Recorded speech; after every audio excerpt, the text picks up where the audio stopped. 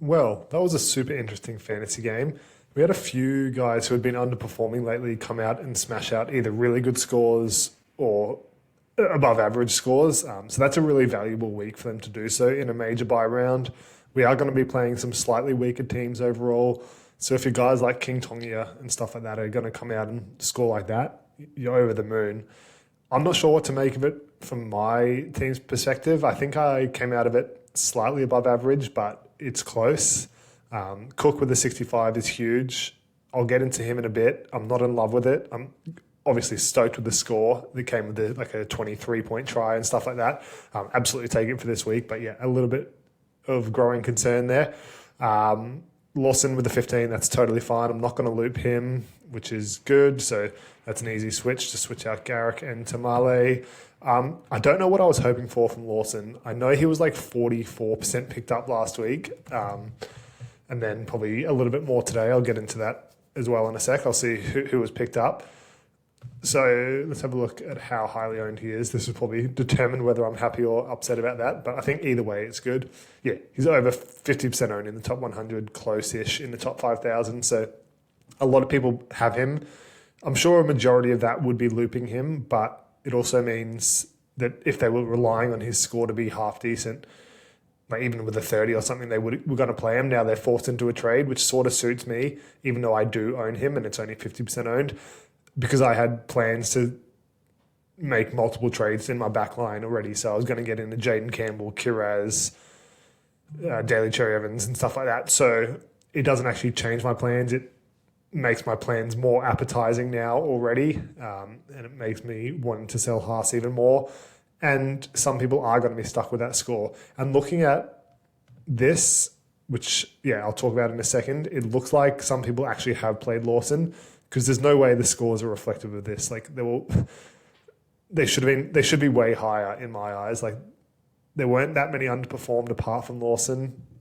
So yeah, just 3 for 150, like an average of 50, just doesn't make sense when all the popular fantasy guys went well in that game. So we'll see. Couchman with a 49, super disappointing, but pretty much everyone has him now. He was picked up quite significantly this week as well. He was already 86% to 74% owned prior to this round. So yeah, no dramas there.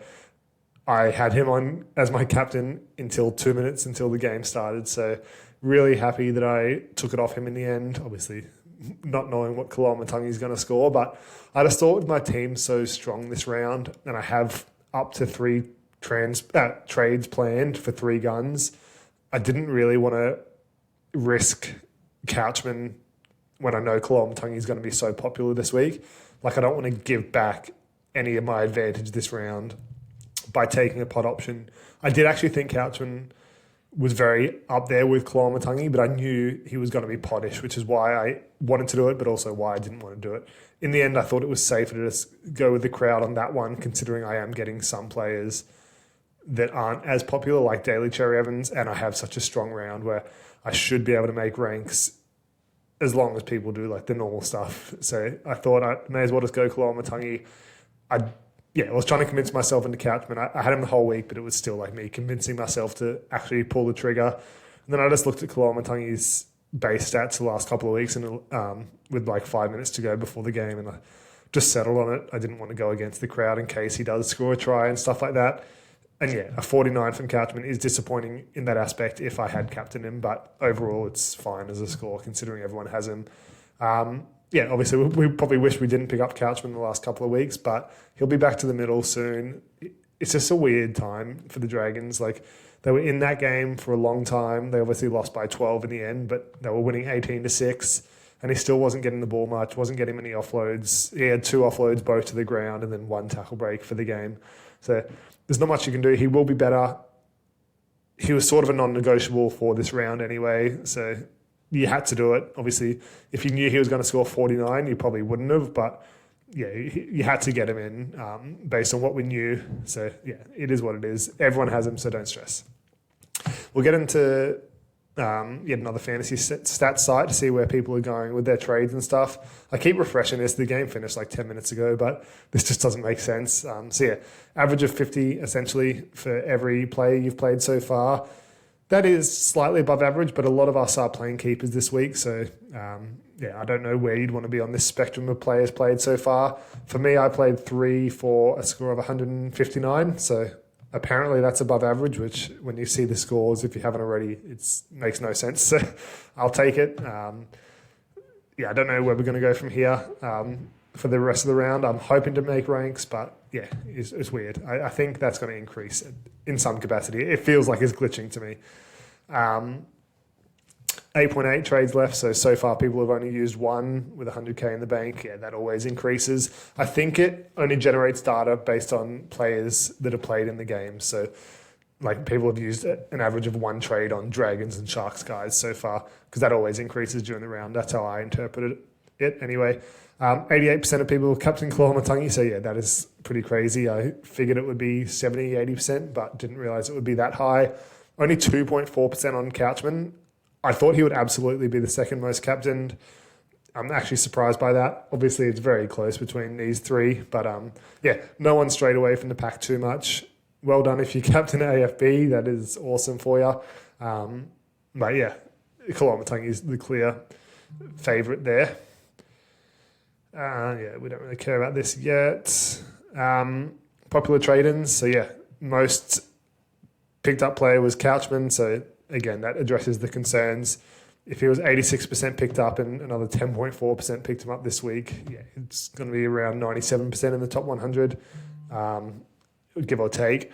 And then about 85% in the top 5,000, 1,000, about 90%. So yeah, no concerns with this score there. It's not like he scored a 1 and the 10% that don't own are laughing, but yeah, you'll take a 49 all day with that. Tallis Duncan, I expect him to be the most popular pickup based on what I'm seeing here, because that increases down the track. So he's probably got about 20% of people picking him up, I'd guesstimate, by the time that game rolls around. Damien Cook with 8.2% picked up. So yeah, that's totally fine. I think he was about 28% off the top of my head picked up last week. So let's have a look. 25%. So yeah, he's still pod-ish as pod as a popular player can get in these sort of rounds at 35% roughly. Drinkwater next popular, Aiken, and then Kurt Donahue at 5.3% is actually pretty crazy to me. He seems like a very niche pickup and one that's only going to fit a certain criteria for your squad, but apparently that is 5% of the players, so well done there. If you did pick him up, good luck. And then Preston Tedesco, another 3.8% picked up Lawson, even given what he did last week, which is fine. Like he is a cash down. If you're using him as that, that's totally fine. Then on the other side, Hosking leads the charge again. I'm pretty sure that was the case last week as well as the most popular trade out. He might have fallen to second in the end. Yeah, I think there is merit. I looked at my buy planner, talked about it. I don't actually need him in round 18 at this stage unless there's injuries. So that negates a lot of his value. I just don't think he's priced highly enough where you're going to upgrade your team too much by trading him out. Like he's 50, 100k more expensive than most of the mid-rangers who have peaked. And we know Hosking has keeper level score potential in the short term. Obviously, he's not a keeper long term with Nicholson coming back and just the way he's performing, it doesn't look like it.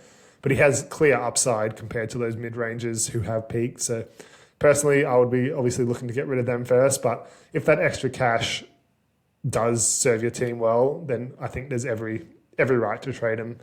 I just don't need to personally.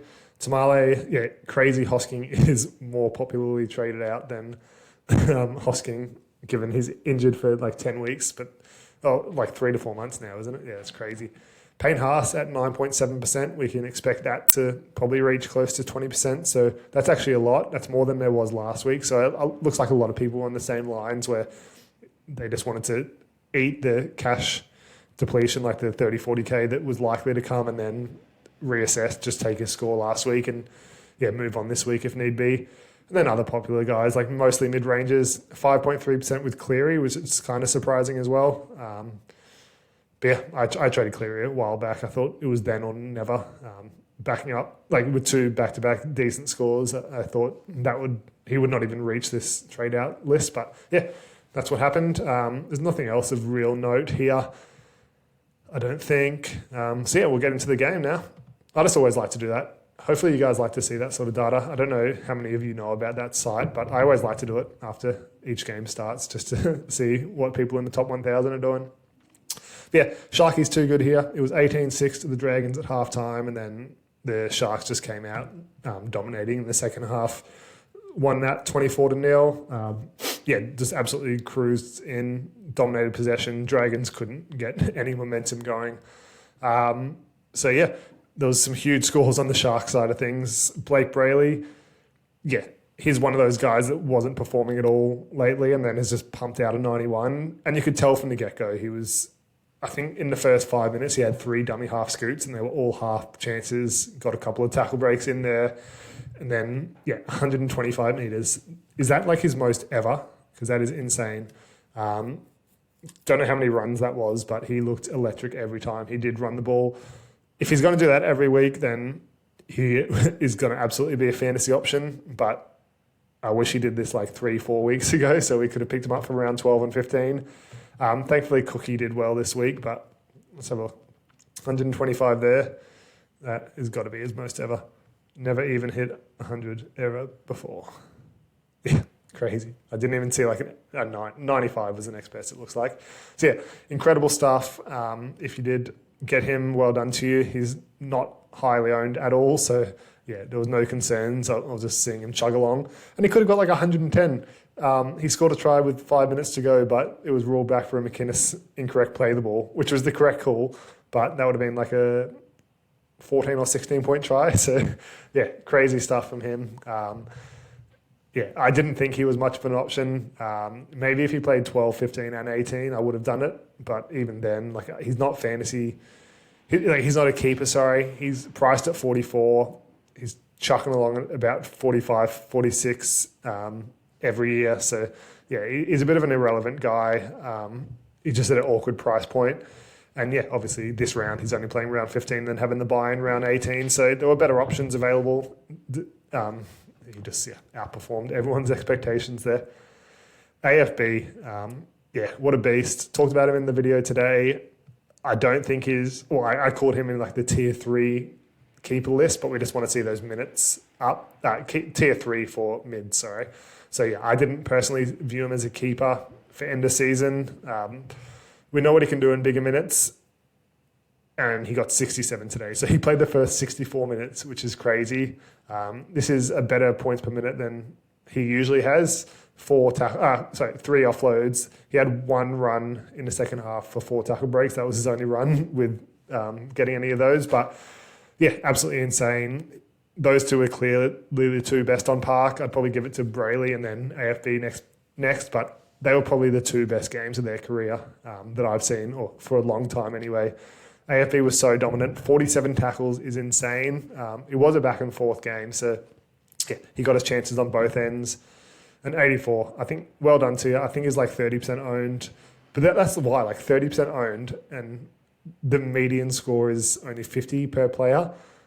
Like, it's crazy. Let's have a look. 33% owned in the top 1,000. So it doesn't make any sense to me. 84 is ridiculous. Well done to you. I was concerned that he was dominating, but what we're looking at in the past score, I'm actually not that concerned, thankfully. Well done if you did pick him up or if you had him previously, because I don't think he did too well in round 12, so he's really rewarded you there. Britton Nickera with a 74, crazy. Another one who hasn't been performing well and just pumped out a monster score when you need it. 5 tackle breaks, 3 offloads, a try. It was a really dominant run for his try. 74, you'll take that. This is like what you wanted to see the whole season. 33 tackles is slightly better than he has been getting. 4 missed tackles, still like somewhat concerning, but not in a game where he scores 74. We just know he has this potential, but he's a bit of an awkward price. There's so many edges this year that there's no need to pick him up. If you did pick him up before round 12, then he's finally rewarded you, but I don't think he was doing too well before that. 28 and then 40, then 74. So, really good game, but absolutely no interest, especially not playing round 18. Sione Katoa, obviously not fantasy relevant, but what a fucking monster game that was. That reminds me of prime Andrew Fafita, just literally just running up to the line, palming off, then running the fucking opposite direction. So, he he was good in real life, but it's just a classic fantasy game that you want to see from your guys, just getting those tackle breaks. Cam McInnes, 51 and 51 minutes. I did put him and AFB in the same echelon when I was talking about the trade targets. I talked about Cam McInnes being the safe option and then AFB being the higher risk, high reward. Not that he's risky, he's just got a lower floor and a higher ceiling. Came pretty much true today with McInnes getting 1 point per minute for a 51-minute game. And then, AFB just absolutely dominating. So, nothing wrong with a 51 and 51 minutes for McInnes. It's probably about where you expected. The minutes slightly lower than you would have hoped for, but it's fine. You're just kicking yourself if you went him over AFB. Nicho Hines, I'm starting to get very concerned. I talked about it a month ago. I've talked about it every week, I think. I don't recommend him as a pickup. It's very concerning as an owner. He doesn't kick. I've been talking about it every week. There was an interview a couple of weeks back about post-game saying, I think it was after this Storm game, that Trindle had a really good kicking game, and they were asking why Hines wasn't kicking. And they're saying as long as Trindle's kicking well, I'll let him dominate the kicking and then I'll just take a step back. And ever since that, he has not been kicking at all. And he's got a 45, 25 and 46 in fantasy. No one try assist in that time. They scored 5 tries today and he doesn't even get so much as a tackle break. The score is not terrible. It's fine. But in that sort of game, you want to see more. He got 1 offload with a line break assist. He might get the tackle break for it. It looked kind of like he got bumped off, but no try assists. If he didn't goal kick, he would be a terrible fantasy option. I don't know. I think I'm going to keep him. I didn't realize his break even was that high. That's crazy. He's going to be so lowly priced now. He might even become a buy soon, given his price point, but we need to see more. He's not getting involved in attack, really. He takes a lot of runs on 4th play, which means he can't do anything on 5th. So it's a bit annoying. And they're all nothing runs for 5-10 meters with no tackle breaks or anything. So it's really frustrating watching him, especially when you've seen AFB dominate during that same time. But I don't know. He started the game, first set, 2 tackles, next set. On the attacking set, he took a dart on 3rd tackle. So I thought maybe he was going to be interested. And he did look interested. He took 120, he ran for 126 meters, but 17 tackles is nothing. I don't know. It was just a bit of a nothing game. So I'll take a 46 from it because, I couldn't even believe he got there. I think he was on 20 at halftime or something like that. So, I'll take it. The goal kicking really boosted his score, but would not be looking at him as an option anytime soon. I think I'll keep him at least 1 more week. But if he's not gotten better by round 18, he might be on the chopping block because I will have an excess amount of halves as well. I'll have Jerome Hughes, Jaden Campbell, Cherry Evans, and maybe someone else. But I think Hines was the 4th one. But I'll have enough. And Fletcher Sharp can cover there as well. So, he's not on the chopping block yet, but he's getting dangerously close. That was about it for that game. I should have mentioned, AFB's minutes were slightly increased because Hiroti went down. He looked really injured the whole game. Had to subdue that injury in the 35th minute, and Sifa Talakai moved into the centre spot. So that's a forward out of the rotation. I think he earned those minutes anyway. He probably wasn't coming off anytime soon. Played the whole first 40, then another 25 after that. So I think he earned those minutes anyway, but it's just something to note. Similar to a couple of games ago, where he also picked up extra minutes with an injury. But nothing to be concerned about. It's just something worth noting if you're looking at him in the next couple of weeks. Jack DeBellin led the scoring for the Dragons. 78 in 63 minutes is crazy. I think he's actually had a couple of nice scores in a row, to be honest. I haven't paid much attention to him. He's about 650k, I think, for memory. It's always so slow at night. Really good game. Obviously, it's probably not fantasy relevant. 613k. Coming off actually a really good patch, to be honest, and hasn't moved a muscle in terms of his price. So, maybe he could have been considered as an option, but he wasn't even close to my radar. really highly owned in the top 5,000, clearly. Yeah, good game. Probably still isn't fantasy relevant, but probably one to monitor, I guess. Damien Cook with 66 in 56 minutes is awesome. The points are awesome. The minutes not so great. He did start. When Little came on, he did stay on the park, which was really good. Cannot remember when he came off. I think it was just after halftime. I think the 51st or 52nd minute. It was looking really good there. The Sharks started to get on the roll in those first 12 minutes. So it made sense for him to come off. Just get like some bigger forwards on. Hamish Stewart hadn't even come on at that point, which was weird. It made sense to bring on a bigger forward. And then the Sharks just kept rolling and kept getting better and having more momentum. Then it was like a 6-12 point game in the final, like 15, 10, 5 minutes. And he still hadn't come back on, where you need someone like with that sort of punch who can come on and provide a bit of spark for you. And that was concerning to me. The fact their forwards were still doing nothing, and you probably wanted a bit of an energizer bunny to come on, and he still didn't come on until like 4 minutes left. That's the concerning part for me. Who knows what happens with him? You don't have to worry this week. Like, he got a 66 for you. I'd just be a little bit cautious of those minutes moving forward. I didn't think he'd probably play like 70, 75 minutes, but I was hoping for at least 65-ish. He was really good in those minutes, scored a really nice try. It was a 23-point try, so 43 and 56 minutes without that is very solid. Did a bit of everything, 4 tackle breaks, although that was all from the try. 43 tackles with only 2 misses, and that was good because he was on 2 missed tackles with 10 tackles made. So, he didn't get one for a while. 56 metres gained still isn't great. 27 of those were from the try, so he didn't do too much work even when he was a roaming mid. But, you'll take the score, move on, hope the minutes are better down the track. Kyle Flanagan, I knew this guy was going to be a gun. I talked about him ages ago. That's his best score ever. But the kick meters are huge with King Tonga in the team. That was about all I thought he'd be better at. He's still pretty shit in real life. Surprised he didn't get dropped this week, actually, to be honest. He was terrible last week and gave away some stupid penalties, but I guess that's nepotism for you. 29 tackles is good. He's not very fantasy relevant, but I did talk about him as a high risk, high reward a month ago, or maybe like 6 weeks ago. I think it was one of my first weeks I posted, so shout out to me. Who else in this game? Luciano Leilua with a 53 in 80 minutes. We did think he was going to play 80. They just had no other edge forwards in the team that were healthy, I guess. 80 minutes is good. 53 is a decent score. He's only like 440k.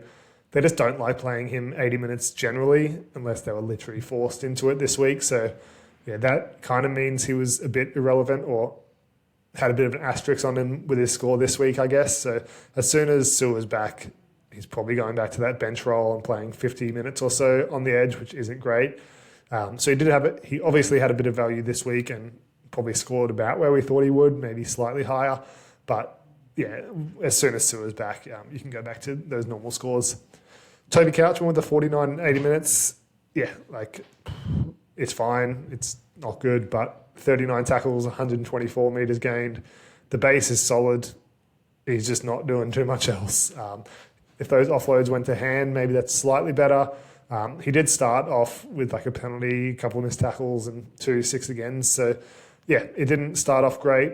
It slowly got better. His first halves, I swear he's always on like 20 now, the last couple of weeks, but better second halves, and he'll be better. Just give him some middle minutes. I was actually a little bit surprised he didn't move into the middle towards the end of that game, like I talked about when they were getting dominated. But I guess they literally had no one else to move to the edge. But you just got to mix something up. Like, what's Shane Flanagan doing? That was terrible rotations tonight. Put me out there. I'll put all your fantasy guys on. Just leave a comment and I'll chuck them in for you. King Tonga with a 46. Really good. Another one who's been underwhelming and has pumped out a good score here. Got that try. That was an awesome try. Terrible to watch given I don't own him and I was rooting against him. But awesome to see. He had like a left and a right foot step in there. Don't know how he got to the line. Same as Cook, got all his 4 tackle breaks with that one try. But it was super nice individual effort. Got a nice try save in the second half, I think, on Sione Katoa, I believe. So yeah, that really boosted his score. He did fuck all apart from that. 26 tackles is good, but if you're missing 6 of them, it's essentially you made 14 tackles for fantasy. And then no other run meters really, and kick meters not there again. So yeah, you'll take the score, absolutely. This is like the perfect week for him to have scored well. You can probably move on now. If you're getting Jerome Hughes, yeah, it's probably time to go King Tonga, unless you want to use him as a loop. Actually, let me quickly check that. When do the Dragons play in round 18? If they play first, you can keep him. If not, just get rid of him. They play second, so yeah, you can probably use him as a loop in round 18, to be fair. So maybe he has a little bit of value, especially with a lower break even. But yeah, if you want to upgrade, that's totally fine as well. Jacob Little, stop stealing Cook's minutes. Hamish Stewart, yeah, 17 and 22 minutes is wild. I don't know how many people own him. I did try and warn you off him the last couple of weeks, just knowing his role is going to depreciate with Emre Gula back in the team. Obviously didn't think it was going to depreciate to 22 minutes. That's like insane. Yeah, so he's not too highly owned, but a couple of people picked him up in the last couple of weeks. Yeah, just insanity. Again, like they were getting dominated in the middle, and one of your best mids this year is just not coming on. Like fucking ridiculous. If I was a Dragons fan, I'll be so angry. But yeah, it's definitely time to go now, especially when Couchman comes back into the middle of the pack. His minutes are going to probably not go lower than 22, but yeah, about like the 30 to 40 minute mark, and his point per minute is about 1. So yeah, whatever minutes he's getting is about what score he's going to get. So time to move on now. Nathan Lawson looking like nothing but a cash down, which we kind of suspected after last week. I thought he would be better than last week, mainly because it was hard to be worse. But yeah, like he actually looked good in real life. He didn't look great in this one. Both him and Sloan just could not catch. It was actually really good because Sloan kept dropping balls, which is good for Nathan Lawson's longevity in the team. But then Lawson just caught the Sloan disease, so he did the same thing like 3 times. Only 1 error, but yeah, he just looked shocking under the high ball as well, same as last week. So yeah, we'll see what happens when Chewy Pelotti's back in the team.